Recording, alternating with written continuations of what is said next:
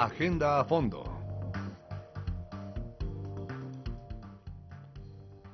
Estamos en Agenda a Fondo, la sección de Observatorio 2012 que se dedica a conocer a profundidad los temas que no se pueden eludir a lo largo de la campaña electoral que está por comenzar en unos meses. Es en esta sección donde los universitarios construimos la agenda de discusión sustantiva. Quédese con nosotros. Agenda a fondo.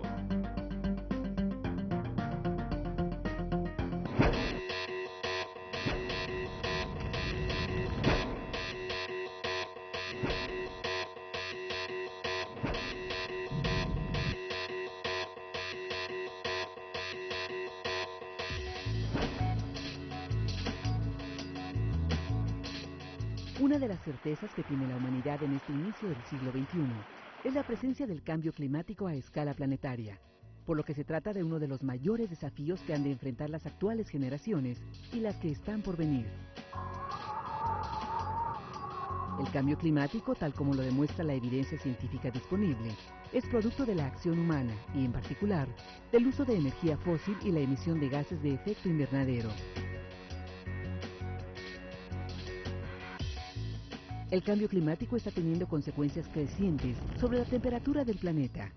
Genera cambios en los patrones de precipitación que incluso producen crecientes sequías o inundaciones, así como incrementos en el nivel del mar y afectan las superficies aptas para el cultivo.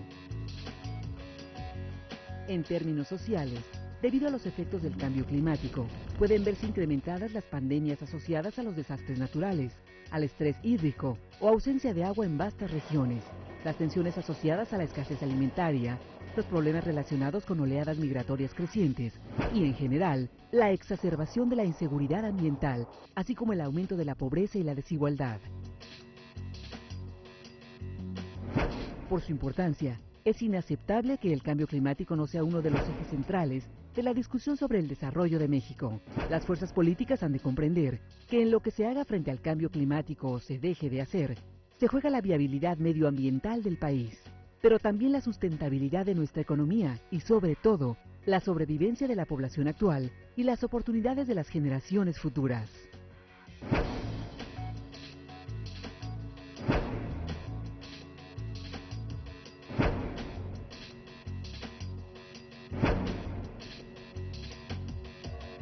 Observatorio 2012 ha convocado a dos especialistas que son autoridades internacionales en materia medioambiental, el doctor José Sarucán y la maestra Julia Carabias. Vamos pues a nuestra Agenda a Fondo.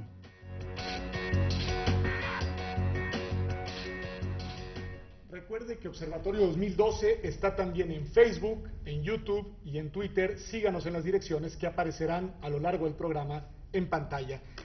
Doctor Sarucán, yo creo que en un tema como este, al menos para nosotros somos dos abogados, un economista, lo primero que hay que hacer es un poco de pedagogía para entender de qué hablamos. Es decir, escuchamos mucho hablar del cambio climático, escuchamos mucho de sus consecuencias, de sus causas, de sus peligros, pero poca gente entiende en concreto de qué se trata este tema, porque además es un tema no solo de México, sino un tema pues de nivel mundial. ¿Podría ayudarnos un poco, digamos, en esa parte pedagógica? Bueno, voy a tratar de ir rápidamente, además en cuestiones muy fundamentales. La primera cosa es que ciertamente el cambio climático ha captado la atención del mundo, de cierta manera. Yo me atrevería a injertar en la discusión que cambio climático es solamente un aspecto de lo que podemos considerar como cambio ambiental global. La otra parte es la pérdida de diversidad biológica. Uno responde el cambio climático a las demandas que hacemos de energía en todo el mundo, desde pequeñas cantidades de energía de una persona usando leña para calentarse, hasta los grandes consumidores de energía con una gran industria automotriz o una fábrica enorme o transporte de una ciudad, cosas de este tipo. Ese es uno. Y tiene como resultado esa demanda de energía por el consumo de combustibles fósiles, la emisión de gases de invernadero. El más importante es dióxido de carbono, no el único, pero muy abundante. Y el otro componente del cambio ambiental global es la pérdida de diversidad biológica. Y cuando hablo de esto, en realidad tenemos que estar pensando en la pérdida de ecosistemas, que son las casas donde están las especies, digamos, pero que también constituyen los procesos vitales que permiten que nosotros podamos vivir en este planeta y todas las demás especies. Entonces estamos ante dos problemas de magnitud similar. Yo me atrevería a decir que aunque la pérdida de los ecosistemas no es tan sexy como ha sido el cambio climático, que ha ganado un premio Nobel y ha ganado un Oscar, es tanto o más importante que el cambio climático, y desde luego con cambios muy irreversibles, al menos en escalas humanas, ¿no? Entonces, si quieren que toque más detalladamente el cambio climático, pues ya lo he comentado, es la emisión de gases de invernadero, la acumulación de gases de invernadero en la atmósfera, en una capa que es de aproximadamente 60 o 70 kilómetros sobre la superficie de la Tierra, pero muy delgadita. Parece que la atmósfera es muy grande, pero en relación al tamaño del planeta es solamente una capa delgada, tan delgada como la capa de agua que quedaría en una naranja si la metemos al agua, ¿no? Esa es la proporción. Entonces, en ese cachito tan pequeño relativamente, ocurren todos los fenómenos del clima, han ocurrido siempre, y los estamos modificando porque esta concentración de gases de invernadero atrapa la radiación infrarroja que debiera emitirse y liberarse otra vez al espacio, porque establece una especie como de capa opaca, ¿no?, a la radiación infrarroja, y va acumulando calor en esa capa de atmósfera que se va calentando, y este calentamiento modifica toda la circulación atmosférica, que es la que es responsable de los patrones climáticos del planeta, de la relación con las masas de mar, con los océanos, con la Tierra, etcétera. Este es el fenómeno, digamos, puesto en una cáscara de nuez muy rápidamente. Muy claro, digamos. Julia, siguiendo en esta lógica pedagógica y probablemente bordando un poquito más en la cáscara de nuez, que no dejará de ser tal por la naturaleza de un espacio como este. Y bajo la lógica de estos dos fenómenos, me gustaría preguntarte, entiendo que hay ciertas causas que son causas naturales que inciden pues en la modificación de la biodiversidad y eventualmente la pérdida de biodiversidad, pero las más preocupantes son las humanas, es decir, las causas naturales son causas que nos trascienden y las causas humanas son causas pues, sobre las que tenemos directamente incidencia y son en las que podemos eventualmente tener algún tipo de acción, de intervención. Dentro de estas causas, Julia, anticipaba el doctor Sarucán la de los combustibles fósiles, ¿qué otras actividades humanas son aquellas que inciden directamente, pues tanto en el cambio climático, pero sobre todo en este otro aspecto menos sexy, como decía el doctor Sarucán, que es el de la pérdida de biodiversidad y las consecuencias que deberíamos tener sobre la mesa para redimensionar en su justa dimensión este problema? Claro, a mí me gustaría, antes de entrar directamente a las causas, en el sentido de lo que vienes planteando, hacer una puntualización allí. Este proceso, este fenómeno del cambio climático no es un fenómeno que no haya existido en el pasado. Esto es un fenómeno que ha acompañado al planeta y a la vida en el planeta. Lo que es nuevo es precisamente el que es causado por la humanidad, es un fenómeno estrictamente antropogénico y por lo tanto se está dando en lapsos de tiempo que no hay capacidad de la naturaleza para poderse adaptar a esa nueva circunstancia. Por lo tanto, eso es lo que tiene una relación muy vinculada al tema que ha planteado el doctor Sarucán de la biodiversidad. Este cambio climático planteado en un lapso muy largo de tiempo, en otras épocas de la vida, produjo extinciones masivas, pero también produjo procesos de diversificación de especies. En estos 30 años que podríamos colocar como el tiempo en que se está generando este proceso, no hay tiempo de nada. Entonces, las causas de esto, ahora sí contestando directamente a tu pregunta, tienen que ver con tres grandes dimensiones. Una tiene que ver con la quema de los combustibles fósiles, que viene como proceso fundamentalmente del transporte y de la generación de energía y la industria. Y hay un componente que está creciendo muy rápidamente en sus porcentajes, que es la mala disposición de los residuos sólidos, la basura, y el componente que nos preocupa tanto por la vinculación con la pérdida de la biodiversidad es el tema del cambio de uso de suelo, la deforestación. El carbono está asimilado también está en la materia orgánica, está en los ecosistemas, y cuando se deforesta para cambiarlo a actividades fundamentalmente agropecuarias, y casi siempre hecho a través del uso del fuego, está emitiendo lo que estaba absorbido y se están emitiendo cantidades muy importantes de dióxido de carbono a la atmósfera. En México, que cerca del 20% se debe a estas emisiones que están vinculadas a la pérdida de los ecosistemas naturales, junto con el mal manejo agropecuario, particularmente el uso de los fertilizantes, el excremento del ganado. Está entonces en ese porcentaje del 20% estas actividades que podrían ser perfectamente evitadas.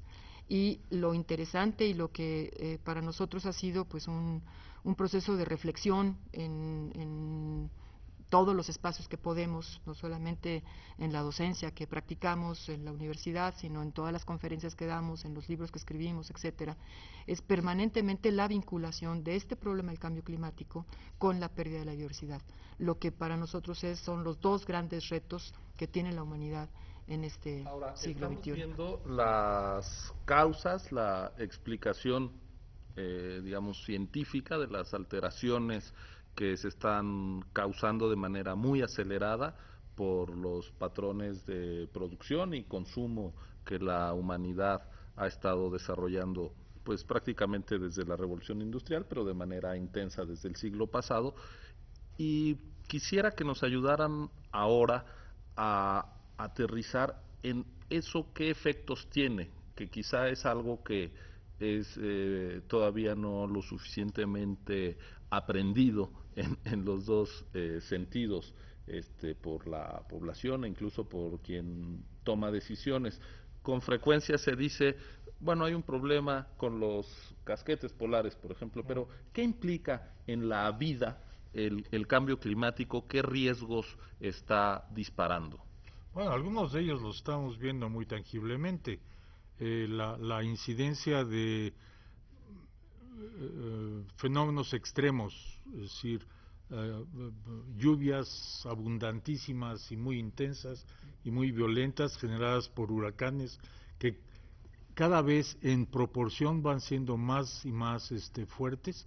El número de huracanes o ciclones de categoría 5 ha aumentado sensiblemente en los últimos 15 o 20 años en comparación a lo que había antes, y esto produce problemas realmente muy severos de inundaciones que se exacerban terriblemente por el otro fenómeno, que es la pérdida de los ecosistemas. ¿Qué quiero decir con esto? Que cuando llega un huracán azota contra las montañas, que es en donde normalmente se condensan las nubes y cae la precipitación, y no hay vegetación que amortigüe la fuerza de la lluvia y que haga que el agua se filtre con cuidado al suelo, es decir, poco a poco, y mantenga un ciclo hidrológico natural que toma mucho tiempo, y esto baje en dos horas prácticamente al mar de nuevo.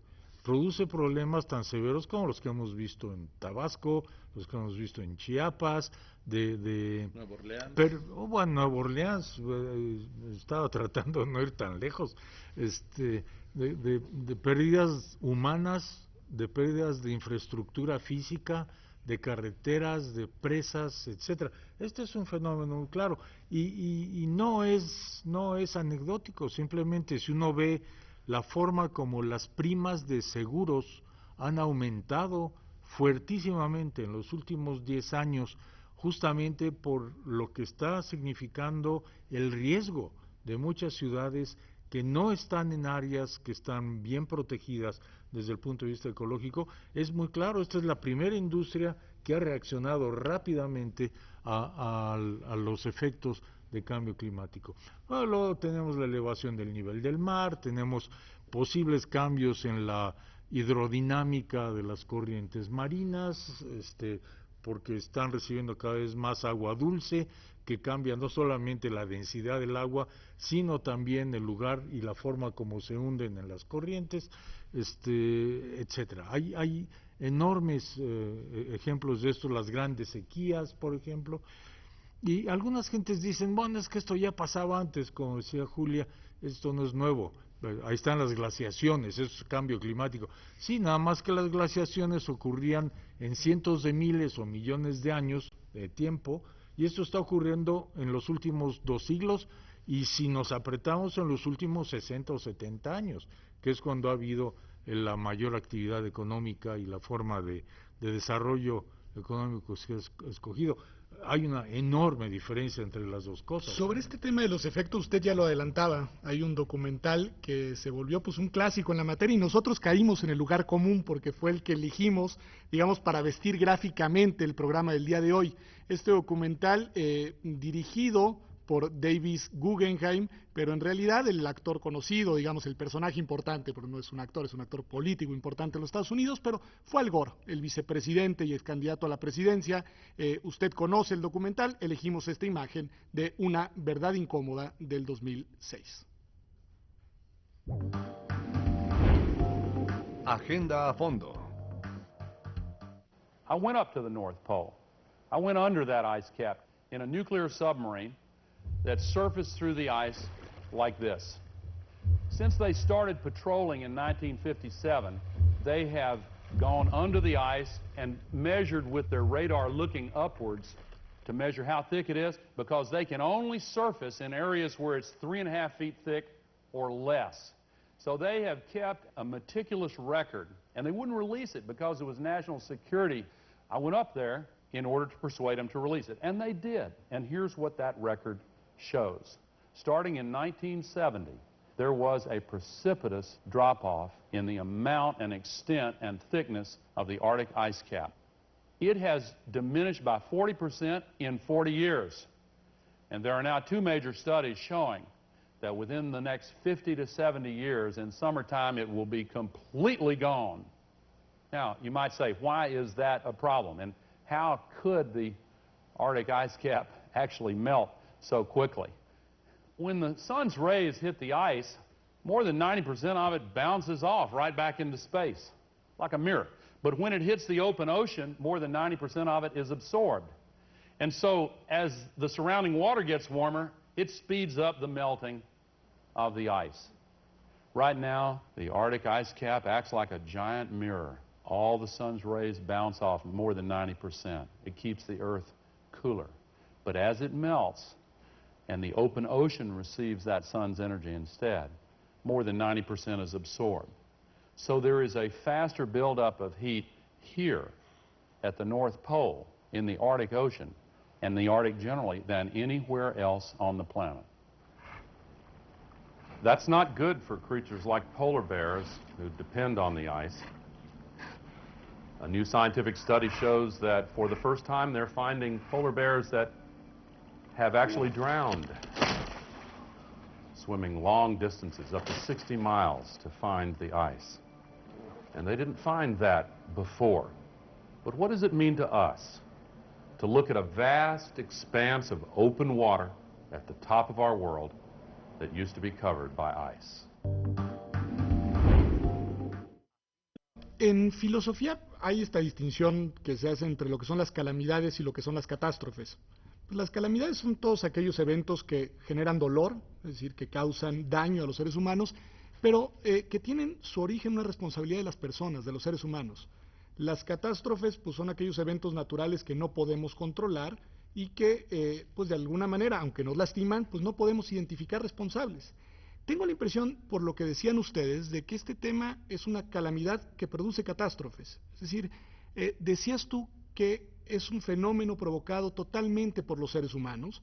Me parece que podríamos decir que en esa medida. Todos somos corresponsables en un sentido genérico, pero hay responsabilidades específicas por la toma o no toma de decisiones, por la acción o omisión, en aquellas medidas que nos podrían ayudar a prevenir y a combatir algunos de estos fenómenos. En esta dimensión, en la que sí hay una responsabilidad moral y una responsabilidad política, ¿quiénes podríamos identificar, Julia, como los actores relevantes a los cuales podríamos nosotros pedir cuentas de lo que está pasando? Porque los fenómenos suceden en un lugar del mundo y nos afectan a todos, y me parece que no podemos cruzar los brazos como si esto fuera pues, un proceso irreversible. Yo creo que es muy importante el entender los responsables y los afectados, ¿no? Que no suelen ser los mismos. Por ejemplo, México es un país que no es muy responsable de las emisiones de gases de efecto invernadero. Producimos el 1.3% de las emisiones globales. Sin embargo, somos uno de los países más vulnerables por la posición geográfica en la que nos encontramos, alrededor de mares, en una parte de México árida, en una parte de México tropical, con muchas montañas, y con una población, un porcentaje muy alto de la población que vive en la pobreza y que está ubicada en su territorio de manera muy desordenada. Entonces, todas estas cosas afectan distinto a pesar de que no somos los países que más producimos. Y si pusiéramos otros ejemplos como el Bangladesh, pues sería todavía más dramático este símil, ¿no? Quizás el que menos produce de gases de efecto invernadero es Bangladesh, el que peor le va a ir es a Bangladesh, ¿no? Esta discusión lleva muchos años, lleva más de 30 años, y siempre ha sido el responsable, y hasta que no lo hagas tú, nosotros no le vamos a entrar. Y la verdad es que hay que entrar un poquito más en detalle estas cosas, porque estas responsabilidades son comunes, pero diferenciadas. Los países que más están produciendo gases de efecto invernadero, China, Estados Unidos, la Unión Europea, Brasil, Indonesia, India, tienen que hacer un esfuerzo, pero dentro de ellos hay grandes diferencias. ¿Por qué? Porque al interior también de los países la cantidad de consumo que se hace de los energéticos en Estados Unidos, por ejemplo, es casi de 20 veces más de lo que se consume en la India. Un norteamericano consume 24 toneladas anuales produce emisiones en 24 toneladas, mientras que un habitante de la India está en escaso 1.5. Entonces, estas desigualdades también, aunque la India, por su cantidad de población, emite mucho, si lo vemos por per cápita, emite muy poco. Pero también si lo vemos en los países, hay enormes desigualdades. Y si hiciéramos una disección de México más detallada, que no se ha hecho, de cuánto produce el primer decil de la población de gases de efecto invernadero, pues no tendría nada que ver con lo que producen los campesinos, por ejemplo, ¿no? Y el punto está entonces en hábitos de consumo, en una forma diferente de la producción de energía, de la distribución de la energía y del consumo de la energía. Y el tema del consumo cruza entre países, ya hemos señalado, los más responsables. No todos están en el anexo 1, los que tienen que cumplir con la reducción de emisiones, y ahí es donde estamos atorados en el escenario internacional. Por eso, en resumidas cuentas, todos le tenemos que entrar, todos.